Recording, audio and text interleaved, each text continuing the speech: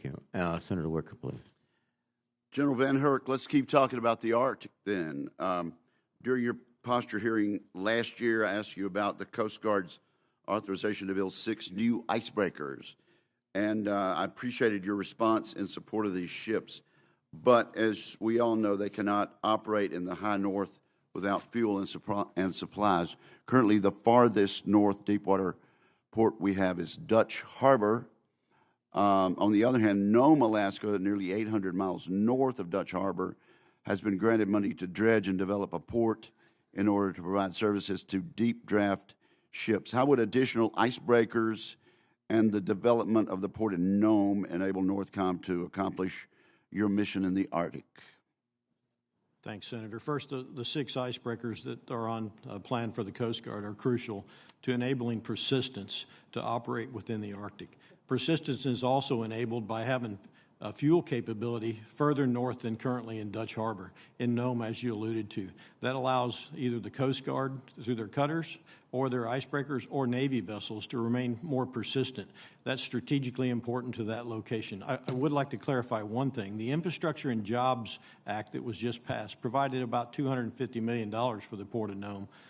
The dredging portion of that is not currently funded, and it would require that dredging from a 30-foot depth to 40-foot for these vessels that we're talking about to get in there. We're going to work closely to make sure we can get that additional funding for that persistence I need. So the additional funding is not adequate unless we get the dredging done. It is certainly adequate for commercial operations, benefit from the local communities, indigenous people in Alaska, absolutely. For military use, we have to get the additional dredging. That's correct. Okay. Let me switch to General Richardson.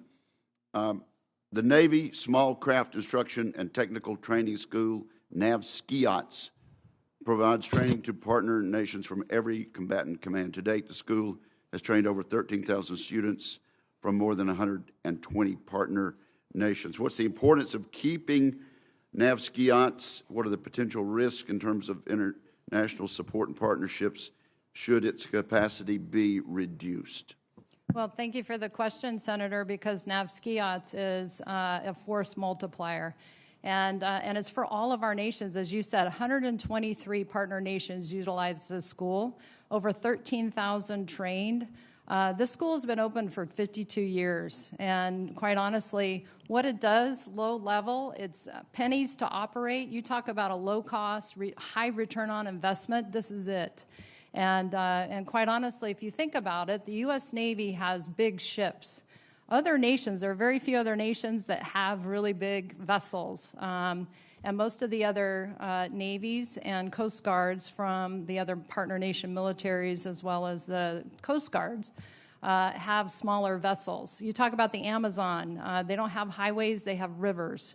And they need the training. They need their smaller vessels to get this training, and it's absolutely critical to our security cooperation and helping build our defense forces and our militaries and naval maritime operations. I do appreciate that. Let me follow up on an engagement that Senator Inhofe and Senator Gillibrand had with you. I think the discussion with Senator Inhofe was like-minded democracies in Southcom working with us. Senator Gillibrand asked about engaging with elected governments. Let me just mention that the Organization of American States is based here in Washington, D.C., is the only multilateral organization that includes every country in the Western Hemisphere except for Cuba. And I would point out to my colleagues that in 2020, President Trump signed into law the Organization of American States Legislative Engagement Act. Senator Cardin and I were leaders in this effort, just as we have tried to enhance our participation with European parliamentarians, both in and out of majorities in government in Europe through the OSCE. Do you agree that moving to a parliamentary assembly, as the Trump law anticipates, would be a positive and could promote cooperation in a variety of government and security issues. Senator, I think that increased engagement in this AOR can be nothing but good. I can only cover so much. Our Department of State can only cover so much. And with a program, a strategy, a focus on this area, as I said in my opening statement, can only be more goodness, because out of 31 countries and 16 dependencies in the Caribbean, it's a lot of ground to cover. And I would certainly welcome the focus and the attention. Thank you. Thank you, Mr. Chairman. Thank you, Senator Wicker.